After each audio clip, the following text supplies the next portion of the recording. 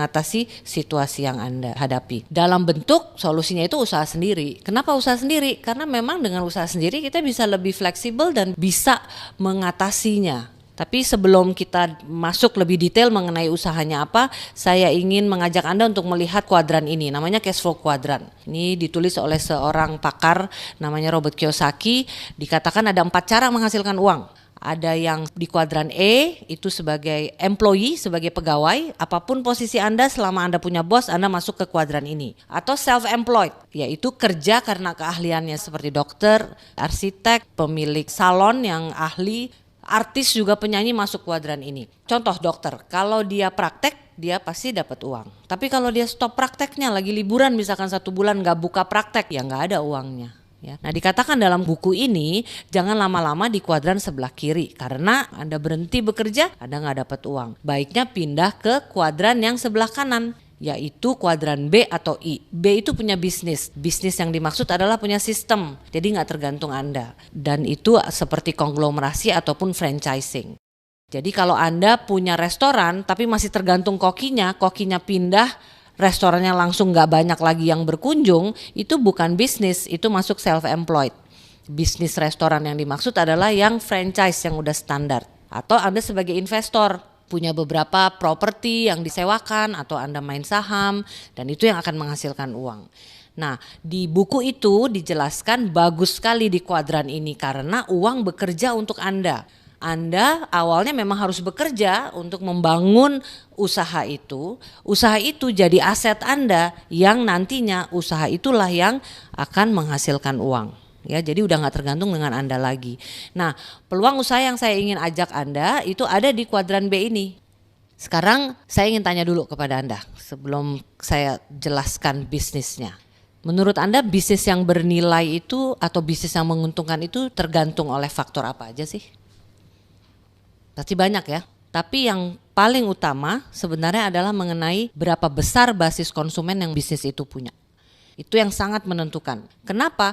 Karena akhirnya ditentukan oleh berapa banyak orang yang akan memakai jasa Anda atau membeli produk Anda. Ya, coba kita lihat beberapa industri ini. Bank misalkan.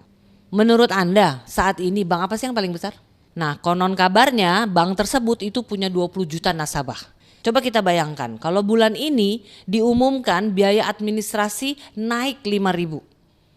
Artinya apa? Bulan ini bank tersebut akan mengumpulkan dana 100 miliar.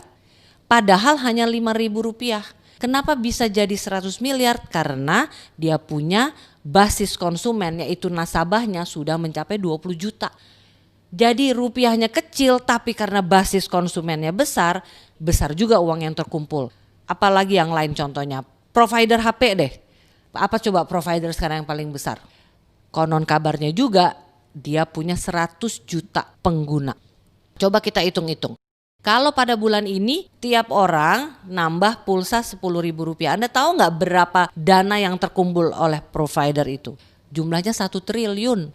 Padahal cuma 10.000 rupiah. Kenapa bisa jadi 1 triliun? Karena dia punya basis konsumen yaitu penggunanya yang udah berjumlah 100 juta. Itu yang menentukan. Sosial media. Anda tahu kan Facebook dan Twitter. Itu dari data yang terakhir, Facebook punya 900 juta, Twitter 500 juta pemilik akun. Coba kalau bulan ini diumumkan semua pemilik akun harus membayar membership fee 100 perak aja. Bulan itu Facebook akan dapat 90 miliar. Twitter akan dapat 50 miliar. Lagi-lagi karena dia punya basis konsumen yang udah begitu besar. Pemilik akunnya itu adalah basis konsumennya. Begitu juga dengan bisnis yang ada di sekitar kita seperti restoran, supermarket, semua akhirnya basis konsumen yang menentukan. Kalau Anda punya restoran, udah bagus restorannya, peralatannya canggih, kokinya didatangkan dari luar negeri, tapi nggak ada pelanggan yang datang ke situ, apa ujung-ujungnya? Bangkrut. Jadi sebagai kesimpulan, basis konsumen itu aset.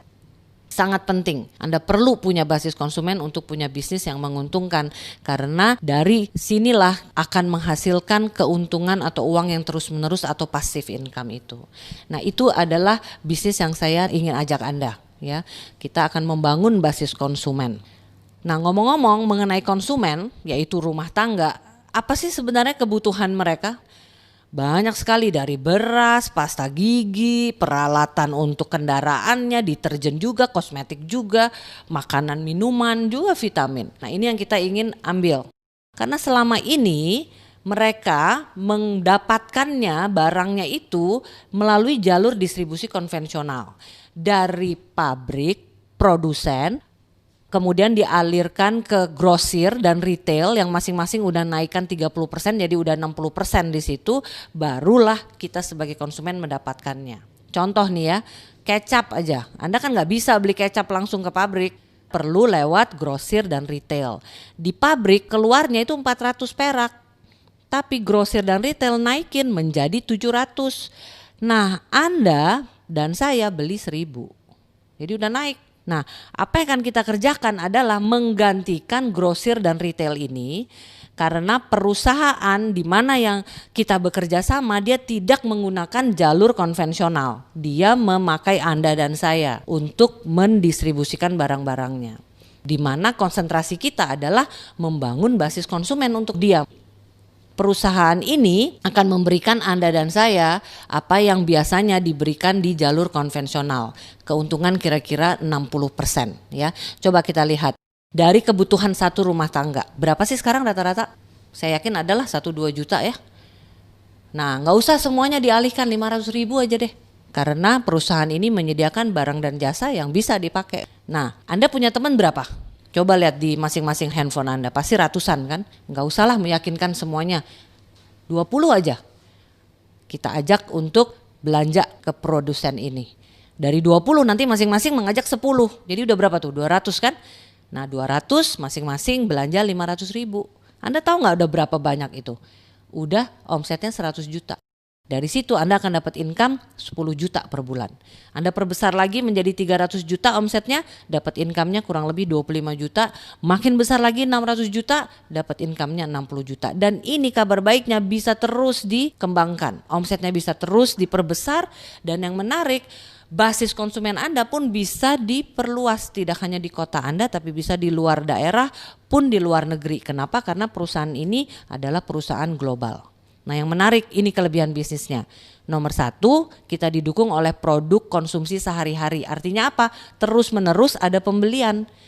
Tiap bulan belum tentu orang beli mobil, tapi sabun odol mereka terus menerus beli. Nomor 2, basis konsumen ini dibangun oleh sistem yang udah terbukti. Jadi udah ada caranya, nanti saya akan bicarakan bagaimana caranya. Nah, yang ketiga, bisnis ini, basis konsumen ini Anda bisa wariskan kepada anak, cucu Anda, kepada yayasan juga boleh.